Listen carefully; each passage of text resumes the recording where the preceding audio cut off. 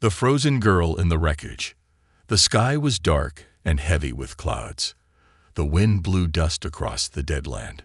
Nothing grew here anymore. The air smelled like metal and smoke. Old machines lay broken on the ground, their wires like dry vines. This place was called the Rust Zone, and nobody came here except for scavengers. Eli was one of them. He wore a dusty coat and metal boots. His eyes were sharp, always watching. He walked alone, carrying a bag on his back and a scanner in his hand. The scanner beeped now and then, telling him there was something under the dirt, something worth money. Maybe old tech, maybe metal parts. Today, the scanner was screaming. Eli looked down a slope. In the distance, he saw it. A ship, broken, half buried in black sand. Smoke rose from one side. It had crashed not long ago. "Jackpot," Eli whispered. He moved quickly, climbing over rocks and rusted metal. The ship was strange, not human. Its shape was round and smooth, glowing faint blue. The door was open. Bird marks covered the walls. Inside, wires hung from the ceiling. Sparks danced in the air. Eli stepped inside, careful and quiet. He checked every room. No power, no signs of life. Then he heard it, a soft sound, like breathing, very weak. He followed it to the back of the ship, a small room. The lights flickered, and there, on the cold metal floor, lay a girl. She was not human. Her skin was light gray, smooth like stone. Her hair was white like snow, dirty and tangled. She was naked, curled up, shaking. Her body was thin, bruised, and burned. Her eyes were closed. She looked almost dead, but she was breathing. Eli's heart jumped. He had seen aliens before, but never like this. Never so broken, never so alone. He dropped to his knees and touched her neck. Still warm, still alive. "Hey," he said softly. "Can you hear me?" No answer. "I'm not here to hurt you," he said. Still nothing. Eli took off his coat and wrapped it around her. Her skin was cold, too cold. He picked her up. She was light, like a child. As he carried her, her head rested against his chest. Her skin felt like glass, fragile. Outside, the wind grew stronger. The sun was going down. He brought her to his small transport bike. It was old, but fast. He placed her carefully on the seat, held her close, and started the engine. The Rust Zone disappeared behind them. Eli's shelter was hidden in the cliffs, under a rock shaped like a skull. It had one room, a bed, a heater, and a small kitchen. It wasn't much, but it was safe. He laid the girl on his bed and turned the heater to full. Then he sat beside her, watching, waiting. Hours passed. She didn't move, didn't open her eyes. But her chest rose and fell, slow and steady. Eli made soup and left it on the table. He checked her arms, bruised, her back, scared, her feet, bleeding. And then, on her neck, just under the skin, he saw something. A small metal piece. A chip. He didn't touch it. Not yet. Instead, he sat across from her and whispered, "Who are you?" But she didn't speak. He sighed, stood up, and went outside to get some fresh air. The stars were out now. The wind had calmed. Eli looked up. Why was she there? He wondered. Why no clothes? Why left behind? He didn't know. But something felt wrong. Very wrong. When he came back inside, he saw something new. Her eyes were open. They were bright silver, glowing softly in the dark. She stared at the ceiling. She didn't blink, didn't move, but her eyes were full of sadness, deep sadness. Eli walked closer, slowly. "Can you understand me?" he asked. No answer. "It's okay. You're safe now." She turned her head slightly. Her lips moved, but no sound came out. Eli felt a chill, not from fear, but from the silence in her soul, like she had been broken for a long, long time. He took a deep breath. "I need to give you a name." She didn't respond. "I'll call you Nova," he said. "It means new star." Still silence. He smiled a little. "You don't have to talk now, but I'll be here when you're ready." He sat beside her again, and for the first time, she blinked. Outside, the wind picked up again, but inside, the heater hummed, the stars shone through the window, and a broken alien girl with nothing, not even clothes, lay under a blanket, slowly learning what safety felt like. But far away in the dark sky above, a red dot on a satellite blinked. Someone was watching. She doesn't know her name. The night passed slowly in Eli's shelter. The small room stayed quiet, except for the soft hum of the heater and the occasional crackle from the old wires in the wall. But Eli didn't sleep much. He kept checking on her. Nova. That was the name he gave her, though she had not accepted it. She hadn't said a word, not a sound, not even a single expression on her face. She just stared, as if trying to remember something lost. When the pale sun rose over the cliffs, Eli made breakfast, soup, warm bread, and sweet tea. He placed it on the table near her. She didn't move. He sat down, tired but patient. "You're safe now," he said again. "I know you don't trust me yet. Maybe you never will. But you're not alone anymore." Her silver eyes turned slowly to look at him. Still no sound, but something in her gaze had changed. Less fear, a little more curiosity. Later that morning, Eli went outside to check the solar panels. The wind had blown sand over everything. He cursed softly, wiped them clean, and then stopped. Footprints. Small, bare, fresh, going toward the cliff edge. He turned sharply and saw her. Nova stood just a few steps away from the edge of the cliff. The wind pushed her white hair across her face. She was still wearing the long coat he had wrapped around her. She looked cold, fragile, but also calm. Eli walked slowly. "Hey," he said gently, "it's dangerous there." She didn't respond. She kept looking at the horizon. Mountains far away, clouds floating like ghosts. The world outside was quiet. After a long silence, she spoke, barely above a whisper. "Where is this?" Eli's eyes widened. Her voice was soft, broken, and dry like sandpaper, but it was the first time she had spoken. "You're in the rust zone," he replied. "Dead part of the planet, left over from the wars." She blinked slowly. "War. You remember something?" She shook her head. "Only fire, screams, cold floor, and pain." Her voice cracked on that last word. She didn't cry. She didn't even shake. But Eli saw it in her face. Something inside her was trying to come out. Something heavy. He walked closer, offered his hand. She looked at it for a long time, then took it. Back inside, Eli gave her warm clothes, a soft gray hoodie and pants, too big for her, but clean. She moved slowly, carefully, as if unsure if the floor would break under her feet. He turned away to give her privacy. When she sat back down at the table, he smiled. "That's better," he said. "You look less like a ghost now." She stared at the soup. "Can you eat?" he asked. She picked up the spoon, copied his movements, and took a bite. Her hands shook, but she kept eating. "Do you remember your name?" he asked softly. She paused, looked down at the spoon, thought deeply.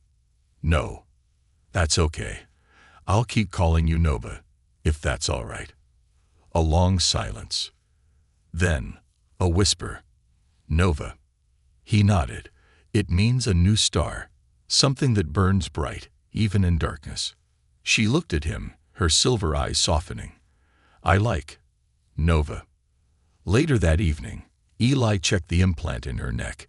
It was small, almost invisible under the skin. He didn't touch it, but he scanned it. The result made his blood freeze. It wasn't just a tracker. It was a brand. Old military tech. Human origin. A failed series from Project Rise, something he had only heard about in rumors. Illegal experiments. Alien bodies used to grow hybrid soldiers. Nova wasn't just a survivor. She was proof of something dark. And someone was probably still looking for her. As the sky turned orange outside, Nova sat on the floor near the window. She watched the stars. Eli sat beside her, keeping some distance, respectful. "I saw stars once before," she said quietly. "But from a glass room. I was not allowed to touch the window." "Who kept you there?" "Humans. In white. Cold hands. Always writing things." Eli frowned. "Scientists." She nodded slowly. "Did they hurt you?" Nova didn't answer. She only whispered, "I wasn't allowed to dream." That word stuck with Eli. Dream. He reached into a drawer, pulled out a small notebook and a pencil. He handed them to her. "This is yours now," he said. "You can write anything. Draw. Doodle. Or just hold it. It's yours." Nova took it gently. She opened it, touched the paper like it was magic. She didn't smile, but her hand stopped shaking. Eli stood up and said, "I'm going to get more firewood. I'll be back soon." As he stepped outside, the wind carried a strange smell. Burned oil. Fuel. He looked up and froze. A drone hovered in the sky. It had no lights, no sound, but it was watching. He ducked behind the rocks, pulled out his old signal jammer, and activated it. The drone blinked, then fell from the sky like a dead bird. He ran back inside. Nova looked up. "Pack your things," Eli said quickly. "We have to move." She clutched the notebook. "Why?" "They found you. The hunters are coming." The cold wind howled outside Eli's shelter, but the fear inside was louder. He slammed the door shut behind him. Nova sat on the floor, clutching the small notebook to her chest. Her silver eyes searched his face. "What happened?" she asked softly. "They found you," Eli said. "A drone was watching from the sky. Not a scout drone. A hunter." Nova's face went pale. Eli grabbed his old bag, tossed in water packs, food, some tools, and a small laser cutter. He turned to her. "We have to leave. Now." She stood up slowly, still holding the notebook. "You okay to walk?" Eli asked. Nova nodded. "Yes." Eli opened the floor hatch. Below was a tunnel that led out of the cliff into the deeper desert. As they moved down the narrow path, Nova whispered, "I've seen that drone before." Eli looked back. "Where?" "In the White Labs. They used it to watch me. I hated it." She said the last words like poison, like they burned her mouth. Eli didn't say anything, but his mind was racing. If the labs were using drones again, it meant they were desperate. And if they were desperate, it meant Nova wasn't just a failed experiment. She was a secret they wanted to erase. They traveled for hours. The desert stretched far and wide, endless and quiet. Eli's small vehicle moved slowly over the rough terrain. Nova sat in the back seat, her face turned toward the sky. She didn't speak much, but every few minutes she would write something in the notebook. Eli noticed. "What are you writing?" he asked. Nova replied without looking away. "Dreams." Eli smiled a little. "Any good ones yet?" "One," she said. "It's about flying without walls." He said nothing, but his heart felt heavy. She wasn't just learning to live again. She was building a new world inside her mind.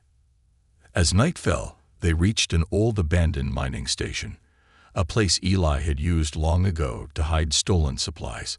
It was deep underground, and the scanners didn't work well in the rock tunnels. They made camp in the main chamber. Eli built a small fire.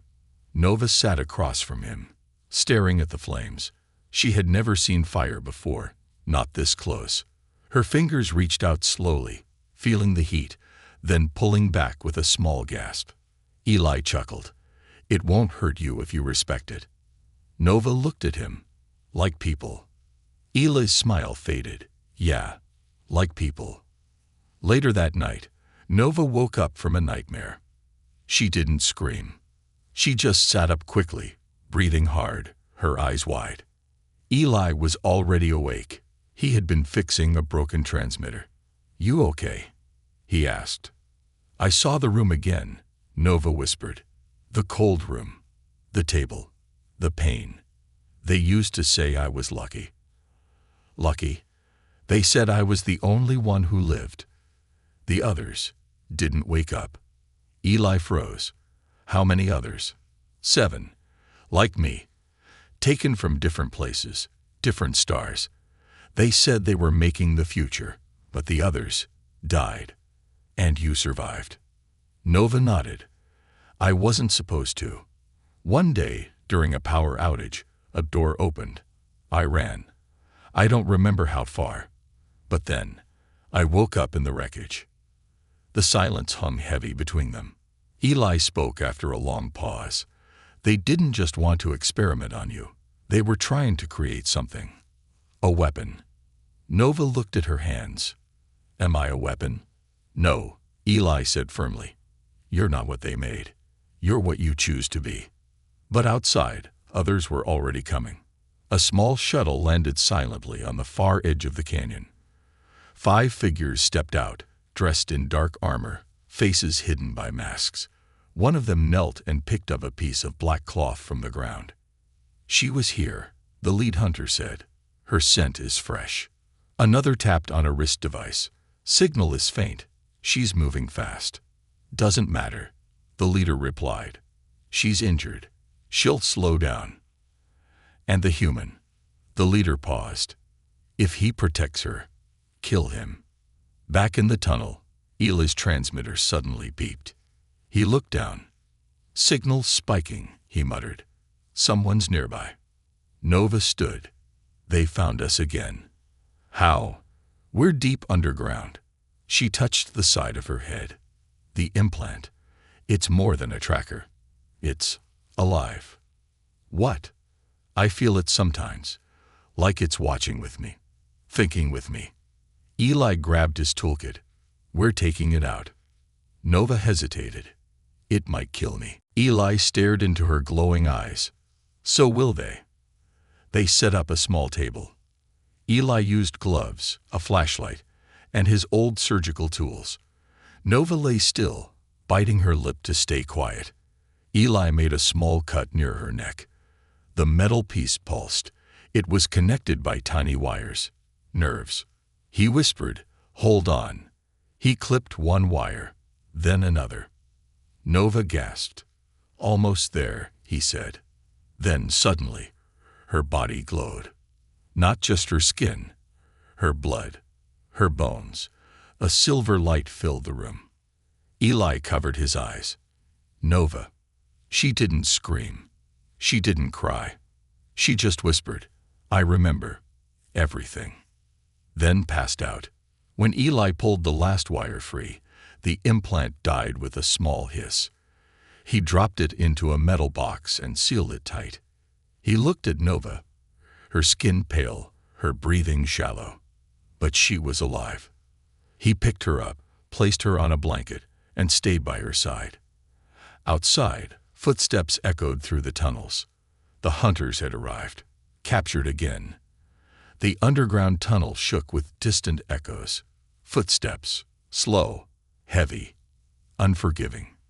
Eli stood over Nova's unconscious body, heart pounding in his chest. The implant was out, but it had drained her. She was breathing, but just barely. Her skin, once glowing silver, had faded to a pale gray. He had no time. Eli grabbed his old rifle from the wall and locked the front gate of the mining station. He set traps, motion sensors, pressure mines, and smoke bombs, everything he had left. Then he turned back to her. "Come on, Nova," he whispered, brushing her white hair from her face. "Wake up. I need you." She didn't move. He lifted her gently, placed her inside a hidden compartment beneath the floor, an old supply chamber lined with lead. Scanner-proof. Shielded. "You'll be safe here," he whispered. Then he closed the hatch and stood to face the darkness coming for him. The hunters entered the tunnel. They moved in silence. No words, no lights, just the glow from their armor and the red dots of their helmets.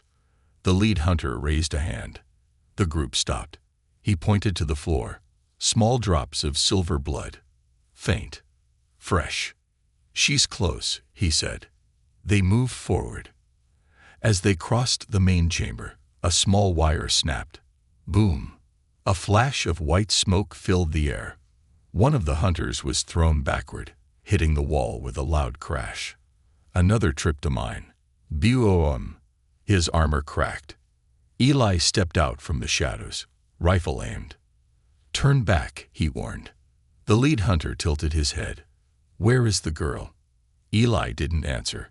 "She's a key scavenger. A living blueprint. You don't understand what she is."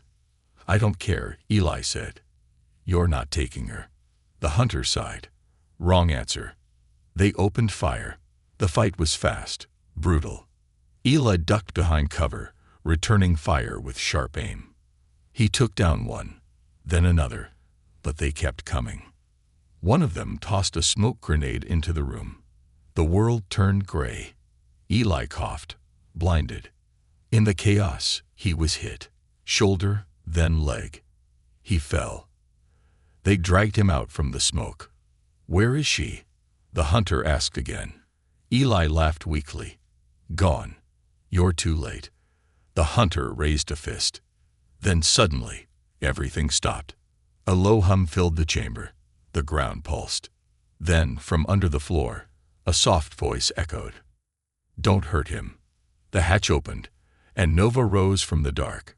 Her skin glowed again, brighter than before.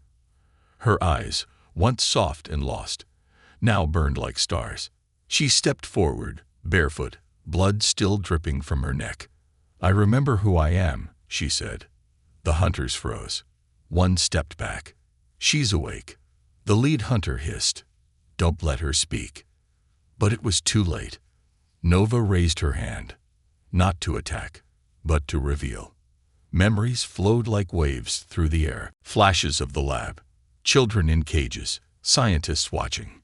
Needles, screams, the sound of glass breaking. A baby's cry. "They used us," Nova said. "They broke us. They called us failures." Her voice trembled. "I ran, but not all of us made it. My sister, Lara, she begged me to leave her. I didn't want to." Her eyes filled with tears, but no one dared move. "I thought I escaped." She looked around. "But now I see. I was never free." The lead hunter moved closer. "Come with us. You belong to us." Nova stepped between him and Eli. "No, I belong to myself." Then the lights exploded. Nova's power surged, not as a weapon, but as a force of memory and light. The chamber lit up with glowing patterns, symbols only she understood.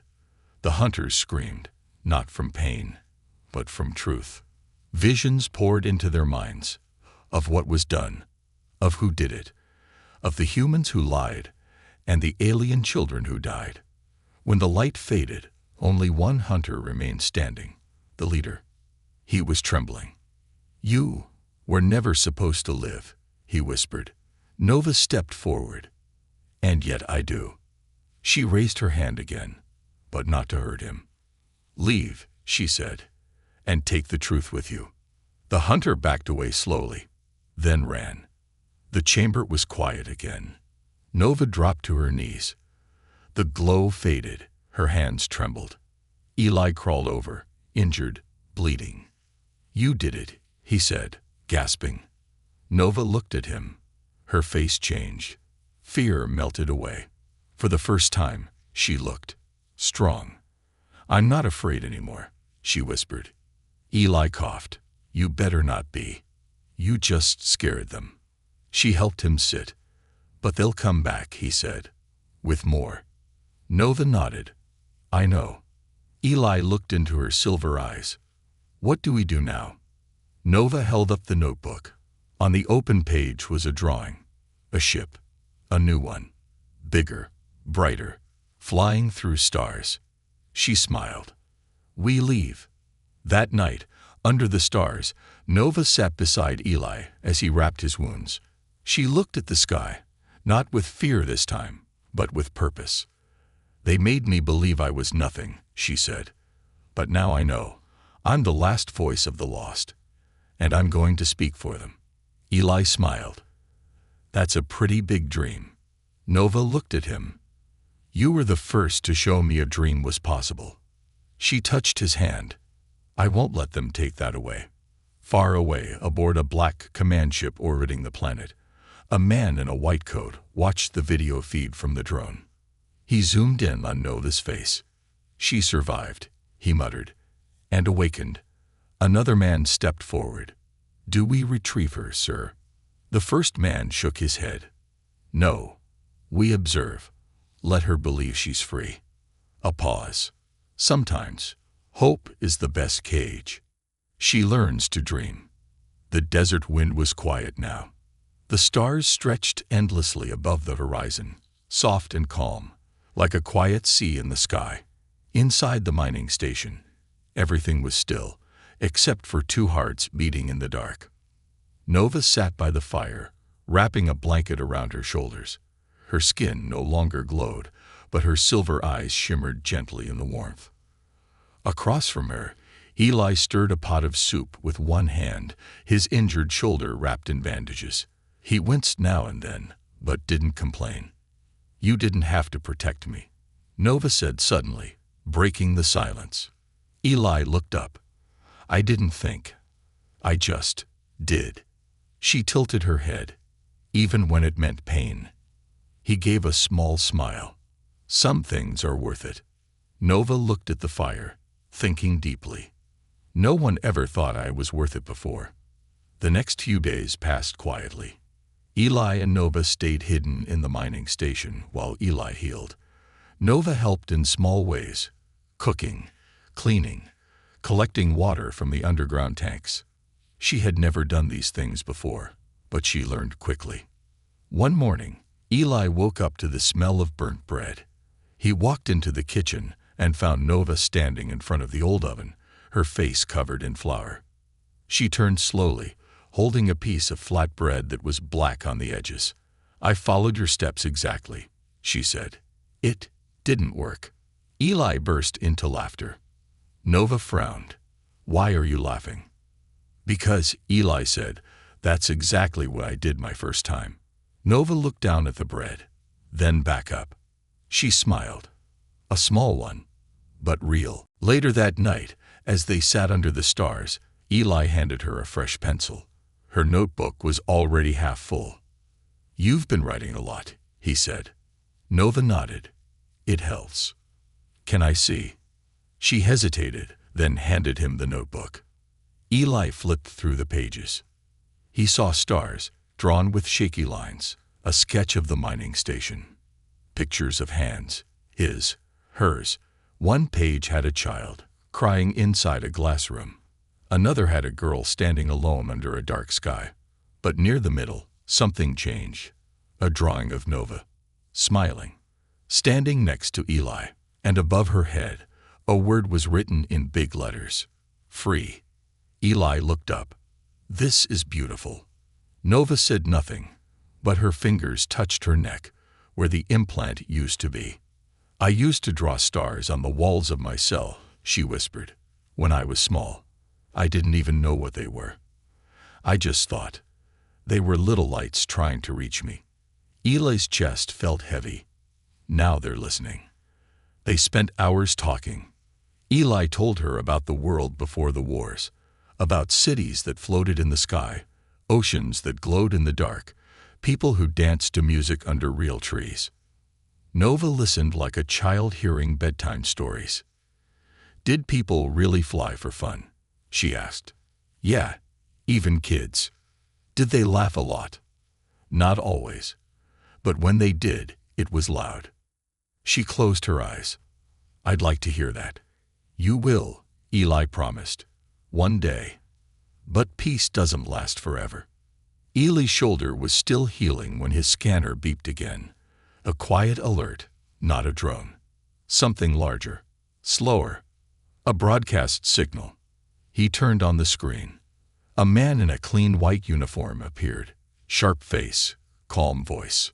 To all surviving units in Sector 7, please be advised. The subject designated Nova 9 is no longer considered hostile. New orders. Observe only. Do not engage. We are tracking her for her safety. Eli's hands tightened. Lies, Nova whispered behind him. They want people to relax. Let their guard down. He looked back at her. You sure? She nodded. That man. I remember his voice. He called me Asset. Not by name. Not even by number. Just Asset. Eli turned off the screen.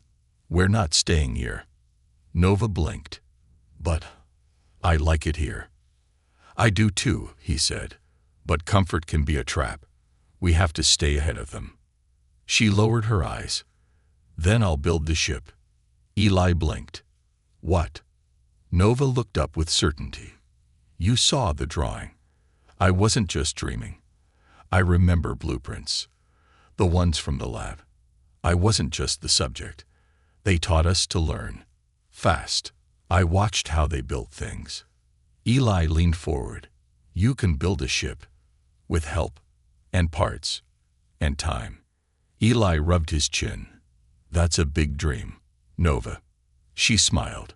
You taught me that dreams are allowed. The next day, they left the station. Nova guided them across the sands to a hidden valley, filled with old tech graveyards, fallen satellites, broken fighter ships, a junkyard of lost ages. She walked among the debris like she knew it. This, she said, pointing at a large engine, was used in atmospheric boosters, heavy but reliable. Eli helped her cut it free. Day after day, they returned. They found wing plates, fusion cores, energy cells, and cockpit frames. Eli repaired the tools. Nova drew plans. Each night, she wrote more in her notebook. Dream 2, build something that flies. Dream 3, see the stars without glass. Dream 4, take Eli with me. Eli found that last one by accident. He didn't say anything. He just smiled to himself and worked harder. But they weren't alone. From high above, a satellite camera zoomed in. A red light blinked.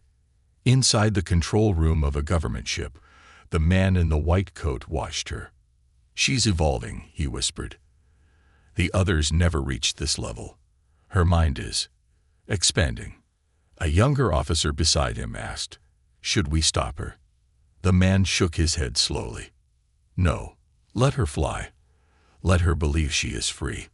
Then, we'll make her come home. He smiled. And this time, she'll bring the dream with her. Back in the valley, Nova sat beside the ship's skeleton. The sun was going down. The wind was cool. She looked at the sky. Then she took out her notebook and wrote, Dream 5. Teach someone else to dream one day. Truth revealed. The ship was nearly complete. It stood proudly in the valley of wreckage, made from scavenged metal, old engines, and forgotten power cores. Wires ran like veins across its body.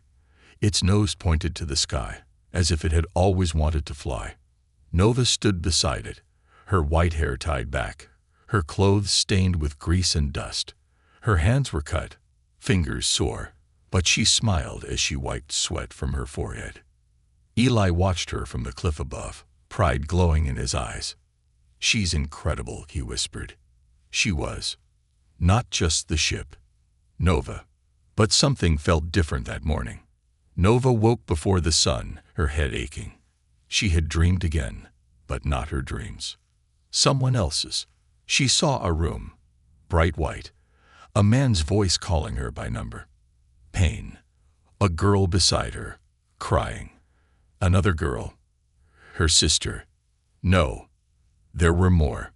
Children with gray skin like hers, all wearing the same collar. all marked with the same symbol behind the ear. Nova ran to the mirror and pulled back her hair. It was still there. A faint circle with 3 arrows. Project Rise. Her hands trembled. She had always known she was created. But now, she remembered being taken. Eli saw her pacing when he came down. "You okay?" he asked. Nova didn't answer. She held up a device, a small black cube they had found in the wreckage of a fallen lab drone. "I decrypted it," she said. "There's data inside. Audio. Visual." Eli raised a brow. "What kind of data?" "Memories," she whispered. She placed the cube on the table and activated it. A hologram blinked to life. A lab. Bright. Cold. Rows of children behind glass. A man in a white coat walked between them. His face was clean, sharp, familiar. Nova gasped. "That's him," she said. "The man from the broadcasts." Eli frowned. The man spoke. "Test 93. Subject Nova 9 shows accelerated neural growth. Dream centers of the brain show unusual activity. Fascinating. She is imagining without permission. We've decided to wipe her again. Dreams lead to rebellion." The feed ended. Nova's hands were clenched into fists. "They erased my mind," she said. "Not once. Many times." She looked up at Eli, her voice shaking. "And I let them." "No," Eli said quickly. "You didn't let them. You were trapped." Nova stared at the cube. "Then why do I still feel like a prisoner?" Later that night, Nova sat under the stars, notebook in hand. But she didn't write. She only stared at the last thing she had written days ago. Dream 5. Teach someone else to dream one day. It felt like a lie now. If her dreams were programmed, if her mind was built in a lab, then who was she really? Was she even real? Or just a project that escaped? She went to Eli's quarters without knocking. He sat by the old transmitter, trying to boost its signal. "I need to know the truth," she said. He looked up. "Nova." "All of it." Eli sighed. "You remember more now?" "Yes. Pieces." Eli pulled out an old hard drive from his bag. "There's something I never showed you." He plugged it into the screen. A video appeared, old footage, recorded during the war. A raid on a hidden lab. Soldiers entering. Guns raised. Screams. Explosions. And then, the camera turned. A small alien child in a corner. Shaking. Naked. Eyes wide. "Nova." Eli looked at her. This footage was buried. The government destroyed the official records. But someone leaked it. I found it on a black channel years ago. "Why didn't you show me before?" she asked. "Because I didn't want you to break." Nova walked to the screen. "Too late," she whispered. The next morning, Nova was gone. Eli woke to find her bed empty, the ship unfinished, and the notebook left on the table. One word written on the last page. "Sorry." He ran to the cliff, scanned the horizon. Nothing. But deep in his gut, he knew where she was going. Nova walked alone through the desert. She didn't feel the wind, didn't feel the sun, only the burning inside her chest. She walked until she reached it, a tall black tower in the distance, one of the last remaining Project Rise outposts. She didn't know how she remembered it. Maybe the implant, maybe her dreams, maybe her pain. She walked straight to the door, and it opened. Inside, white lights blinked on. The walls were clean. The air was cold, and the voice she feared most echoed through the hall. "Welcome back, Nova 9. She stepped inside. "I'm not your number anymore." The voice chuckled. "You came here, didn't you? Looking for answers, looking for who you are." Nova walked through the hallway of glass. Memories rushed in. Each room had a memory. Her first step, her first word, her first dream. All recorded, all stolen. At the end of the hall stood the man in white. Older now, but his eyes were the same. "Why did you make me?" she asked. He didn't blink. Because you were needed. A bridge between species. A symbol of control. I wasn't yours, she said. No, he said. You were better. He walked closer. But then you learned to dream. And dreams are dangerous. Nova stepped back. You can't control me anymore. No, he said. But I can remind you. He lifted a small remote. Press this, and your mind resets. You'll forget Eli. Forget the ship. Forget freedom. Nova stared at it. She didn't run. She didn't scream. She closed her eyes and listened. Inside her mind, the voices of the others, her sisters, her memories, her true self, rose up. You are more than your beginning. You are not what they made. You are what you chose. She opened her eyes and smiled. I'm not afraid anymore. The man frowned. What? Nova stepped forward. I learned something outside, she said. I don't have to destroy you. I don't have to be like you. She reached up and touched her own temple. A pulse of light spread across the room. The machines stopped. The lights flickered. Every file, every recording, every memory they had stored, deleted. The man screamed, What have you done? Nova turned. I gave myself back to me. Outside, Eli waited in the shadows of the desert. When the tower exploded behind him, he knew she had made her choice. He smiled, and he whispered, You did it, Nova. She fights for hope. The black tower was gone. A cloud of dust drifted into the sky where it once stood. Ash and broken steel scattered across the desert floor like a dead memory. But in the silence that followed, life returned. Nova stood alone, watching the wind carry away the past. Her white hair whipped behind her. Her hands were burned. Her face was pale. But her eyes, her glowing silver eyes, were calm, focused, not angry, not afraid, just free.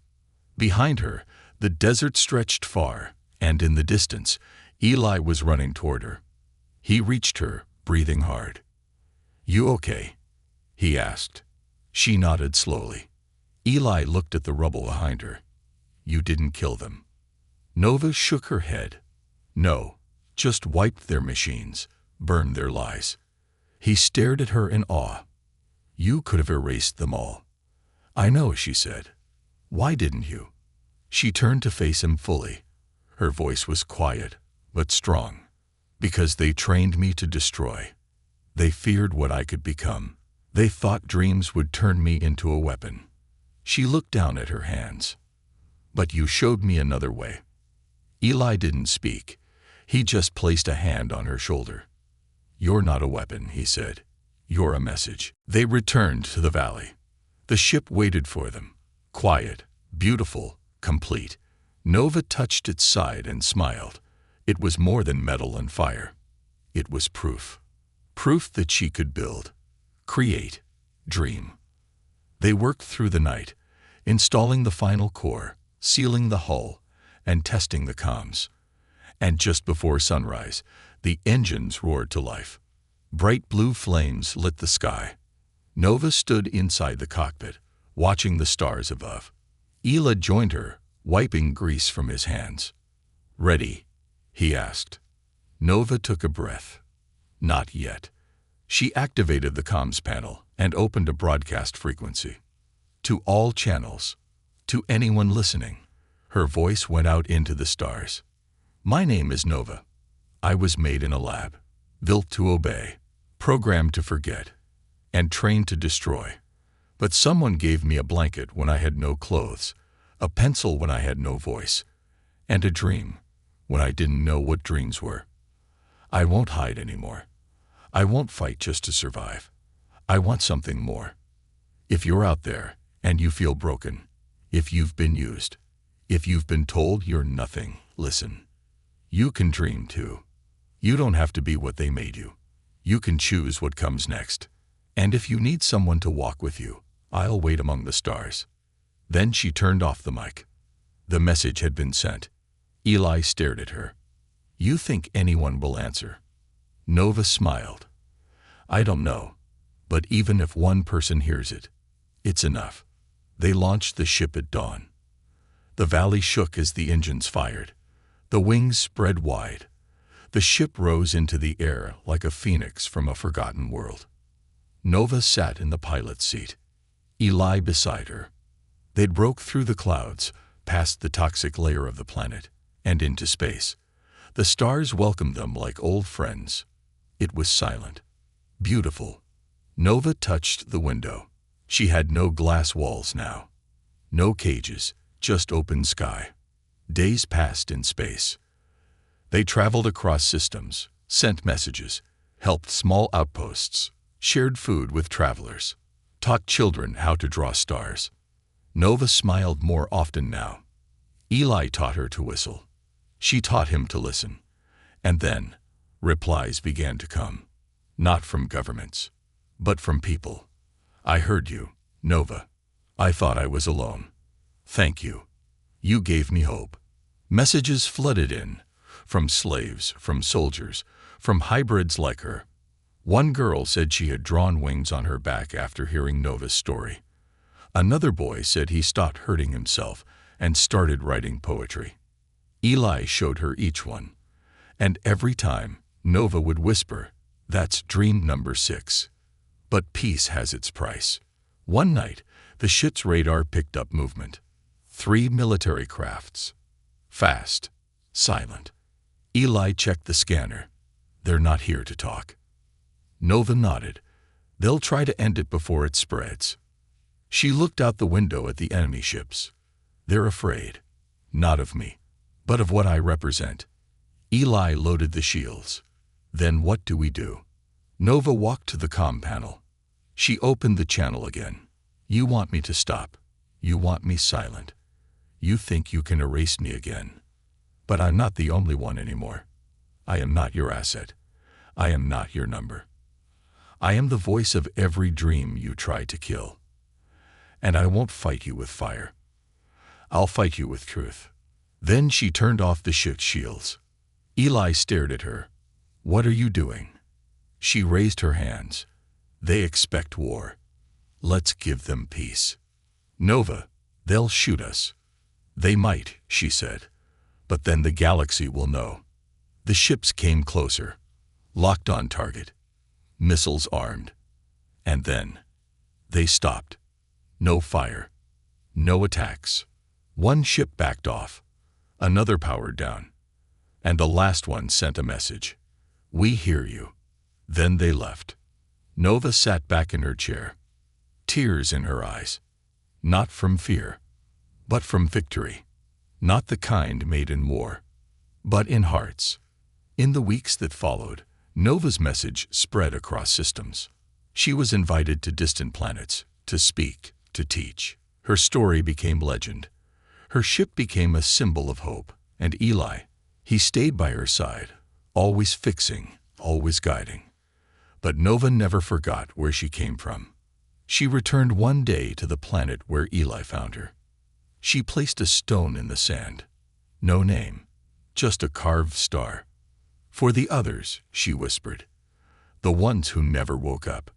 Years later, children would tell the story of the girl with silver eyes, who had nothing, not even clothes, and yet taught a broken galaxy to dream again. They would say she was made in a lab, but became human through kindness. And when asked how she defeated the ones who made her, the answer was always the same. She didn't destroy them. She outgrew them.